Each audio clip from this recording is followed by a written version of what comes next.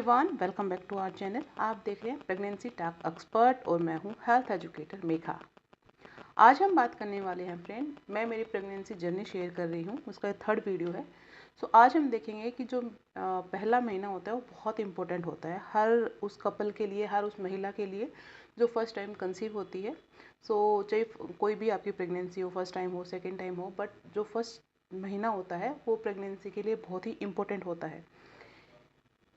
आज हम देखेंगे फ्रेंड कि मुझे मेरे पहले महीने में कौन कौन से फिज़िकल चेंजेस आए थे और मेरे साइन एंड सिम्टम क्या थे, यानी लक्षण क्या थे, और मुझे कौन कौन से सिम्टम नहीं आए थे जो दूसरी महिलाओं को आते हैं या अदर साइन सिम्टम्स हैं। और साथ ही फ्रेंड जो पहले ही फर्स्ट मंथ होता है, पहला फर्स्ट मंथ होता है, तो आपको उसमें कौन कौन सी चीज़ें, बातें ध्यान में रखनी चाहिए ताकि फ्रेंड जो फर्स्ट मंथ है ये आपकी प्रेगनेंसी के लिए नींव होती है, ताकि वो आपकी प्रेगनेंसी में कोई कॉम्प्लिकेशन ना आए, कोई भी जटिलता ना आए। उसके लिए फ्रेंड आज हम बात करेंगे कि फर्स्ट महीने में मैं मेरी जो प्रेगनेंसी जर्नी के थ्रू मैं आपको बता रही हूँ कि जो मेरे फर्स्ट साइन सिम्टम थे वो क्या थे, मेरी प्रेगनेंसी जर्नी का पहला महीना कैसा था। तो चलिए फ्रेंड स्टार्ट करते हैं आज का हमारा वीडियो।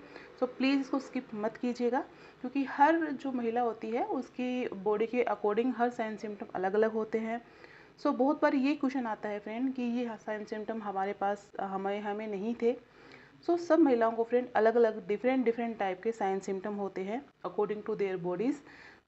आज हम इसी के बारे में बात करेंगे कि अलग अलग महिलाओं को अलग अलग साइन सिम्टम होते हैं, मुझे कौन कौन से हुए थे। तो चलिए फ्रेंड स्टार्ट करते हैं आज का हमारा वीडियो। तो फ्रेंड मैंने लास्ट वीडियो में भी आपको बताया था कि मुझे जो पहले महीने में साइन सिम्टम थे वो कौन कौन से आए थे, फिजिकल बदलाव जिसको बोल सकते हैं वो कौन कौन से थे। आज एक बार फिर बता देती हूँ कि जो मुझे फर्स्ट ट्राइमेस्टर में या फर्स्ट मंथ में जो मुझे ट्राइमेस्टर, पहले तो आपको ट्राइमेस्टर बता देती हूँ। ट्राइमेस्टर फिर फर्स्ट सेकंड थर्ड मंथ को, पूरी प्रेगनेंसी को 3 ट्राइमेस्टर में बांटा जाता है। फर्स्ट 3 मंथ को हम फर्स्ट ट्राइमेस्टर बोलते हैं, बट हम बात कर रहे हैं कि फर्स्ट ट्राइमेस्टर के भी फर्स्ट मंथ में मेरे शरीर में कौन कौन से बदलाव आए थे। सबसे पहले फ्रेंड, जब मुझे प्रेगनेंसी के पहले जब डिटेक्ट हुई थी उससे पहले ही मुझे सिम्टम्स आने स्टार्ट हो गए थे, और मैं स्ट्रॉन्ग इंडिकेशन थे, मुझे पता था कि मुझे कंसीव हो चुका है। जब हम मिस पीरियड की बात करते हैं तो मुझे आफ्टर मिस पीरियड जो सिम्टम थे, तो फ्रेंड ये जो मैं भी बता रही हूँ वो मुझे मिस पीरियड से पहले भी ये सिम्टम थे जो बाद में आके स्ट्रॉन्ग हो गए थे। तो फर्स्ट सिम्टम था फ्रेंड मेरा breast tenderness. Breast tenderness friend first pregnancy में ऑलमोस्ट सभी महिलाओं को होता है, क्योंकि वहाँ पे फ्रेंड कैपिलरीज होते हैं, जो ब्रेस्ट टिश्यूज़ होते हैं। उसमें मिल्क फॉर्मेशन स्टार्ट हो जाता है। ठीक है। जो ब्रेस्ट टेंडरनेस है वो ऑलमोस्ट सभी महिलाओं को होता है। नेक्स्ट अगर सेकेंड सिम्टम की बात की जाए फ्रेंड, सेकेंड सिम्टम में होता है मॉर्निंग सिकनेस।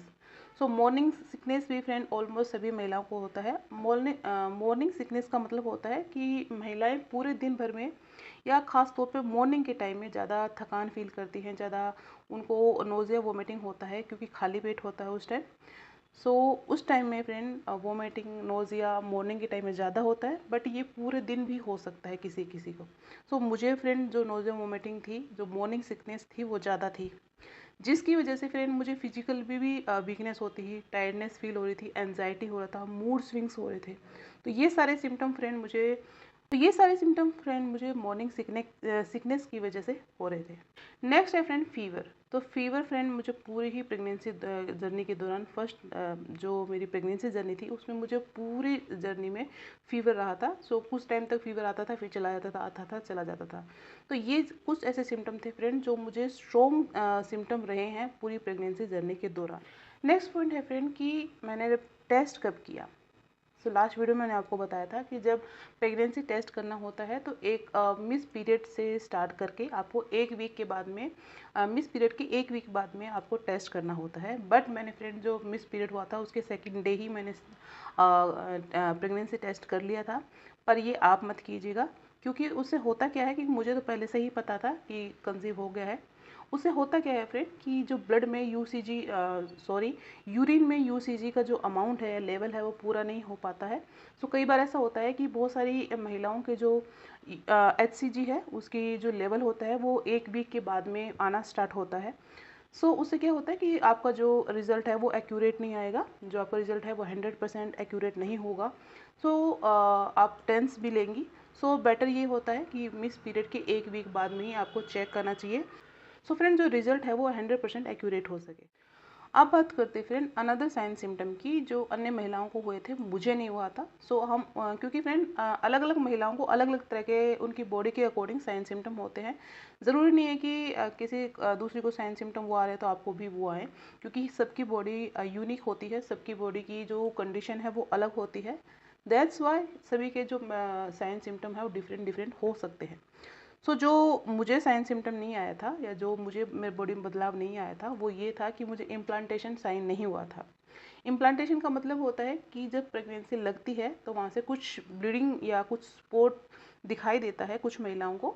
सो वहाँ पे आपको एक प्रेगनेंसी लगने के बाद में ब्लीडिंग की स्पॉट मान सकते हो उसको, या धब्बा मान सकते हो। सो एक ब्लड का धब्बा आता है, तो वो 1 दिन या 2 दिन हो सकता है। सो वो इम्प्लांटेशन साइन मुझे नहीं हुआ था, मुझे ब्लड नहीं आया था। सो फ्रेंड ये जो साइन था ये मुझे नहीं हुआ था। नेक्स्ट वन है फ्रेंड, कुछ महिलाओं को बार बार यूरिनेशन के लिए जाना होता है, या उनको यूरिन पास करने के लिए उनको फ्रिक्वेंसी लगती है, उनको अर्ज लगता है कि उनको बार बार यूरिन आ रहा है। तो ये वाली जो प्रॉब्लम थी, ये वाला जो सिम्टम था, ये भी मुझे मेरी उसमें साइन से जो मेरी प्रेगनेंसी में दिखाई नहीं दिया था। नेक्स्ट वन है फ्रेंड कि कॉन्स्टिपेशन। बहुत सारी महिलाओं को कॉन्स्टिपेशन का फेस करना पड़ता है। मेरी सेकंड और थर्ड जो प्रेगनेंसी थी उसमें मुझे कॉन्स्टिपेशन हुआ था, फर्स्ट ट्राइमेस्टर में और लास्ट ट्राइमेस्टर में। लेकिन जो फर्स्ट जो प्रेगनेंसी थी उसमें मुझे कॉन्स्टिपेशन नहीं हुआ था।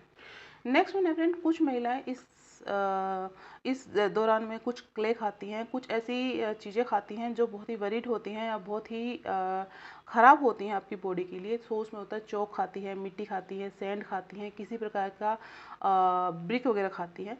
सो ये फ्रेंड आपकी बॉडी में न्यूट्रिशन की कमी को दर्शाता है। सो कुछ लोगों ने उनमें ये भी बदलाव होता है। सो ये मुझे ऐसी चीज़ें खाने का कभी भी मेरी प्रेगनेंसी में ऐसा नहीं हुआ, क्योंकि मेरे जो न्यूट्रिशन जो वैल्यू थी वो पूरी थी। अब बात करते हैं फ्रेंड कि जब आपके पहले महीने में आपको जो बहुत ही इंपॉर्टेंट जो चीज़ें हैं उनको ध्यान रखना है। और कुछ, क्योंकि फ्रेंड ये जो महीना होता है बहुत इंपॉर्टेंट होता है प्रेगनेंसी के हिसाब से, क्योंकि फर्स्ट मंथ होता है और सारी जो चीज़ें होती है वो बहुत ही माइल्ड होती हैं, बहुत ही। सो अगर आप उसकी केयर करते हैं तो वो आपकी जो प्रेगनेंसी है उसके आगे जाने के चांसेस अच्छे होते हैं। अदरवाइज़ कई बार ऐसा होता है कि फर्स्ट 3 मंथ में जो मिस कैरेज के चांसेस काफ़ी हाई होते हैं। सो फ्रेंड ऐसी गलतियां ना करें जिससे आपकी बॉडी में कोई कॉम्प्लिकेशन आए या मिसकैरेज तक के चांसेस आए। सो आपको कुछ चीज़ें ध्यान में रखनी है, वो है सबसे पहले अगर आपको किसी तरह की मेडिकेशन चल रही है तो मेडिकेशन स्किप बिल्कुल मत कीजिएगा विदाउट अपने डॉक्टर के परमिशन के। सो मेडिकेशन आपको प्रॉपर टाइम पे प्रॉपर मेडिसिन लेनी है। दूसरा है फ्रेंड, जिन महिलाओं को इम्प्लांटेशन होता है तो उनको ध्यान रखना है कि वहाँ से ब्लीडिंग ज़्यादा ना हो। यदि आपको एक स्पॉट, हल्का सा स्पॉट दिखाई देता है 1 दिन या 2 दिन, अगर इससे ज़्यादा आपको ब्लीडिंग दिखाई दे रही है तब आपको अपने डॉक्टर से एडवाइस लेने की ज़रूरत है। और जितना जल्दी हो सके सचेत हो जाएं, उसको इम्प्लांटेशन को ट्रैक करें। ओके, क्योंकि इम्प्लांटेशन की जो ब्लीडिंग होती है वो कई बार मिसकैरेज में चेंज हो सकती है। तो इम्प्लांटेशन की जो ब्लीडिंग है उस पर ध्यान रखें ताकि आपको पता रहे कि कोई एबनॉर्मलिटी तो नहीं हो रही है।